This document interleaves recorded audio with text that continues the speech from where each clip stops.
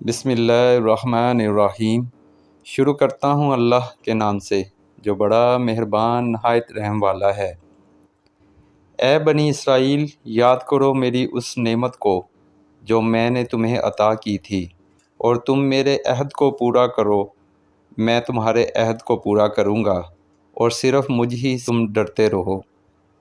اور جو میں نے نازل کیا ہے اس پر ایمان لاؤ، یہ اس کی تصدیق کرنے والا ہے جو تمہارے پاس ہے، اور تم سب سے پہلے اس کے ساتھ کفر کرنے والے نہ بنو، اور میری آیات کے بدلے تھوڑی قیمت نہ خریدو، اور صرف مجھ ہی سے پس تم ڈرتے رہو۔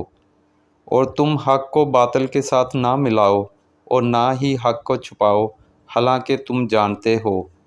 اور نماز قائم کرو، اور زکوٰۃ ادا کرو، اور رکوع کرنے والوں کے ساتھ رکوع کرو۔ کیا تم لوگوں کو نیکی کا حکم دیتے ہو اور اپنے آپ کو بھول جاتے ہو، حالانکہ تم کتاب کی تلاوت کرتے ہو؟ تو کیا تم نہیں سمجھتے؟ اور صبر اور نماز کے ذریعے سے مدد مانگو، اور بلا شبہ وہ نماز یقیناً بہت بڑی ہے مگر عاجزی کرنے والوں پر، جو یقین رکھتے ہیں کہ بلا شبہ وہ اپنے رب سے ملاقات کرنے والے ہیں، اور یقیناً وہ اسی کی طرف لوٹنے والے ہیں۔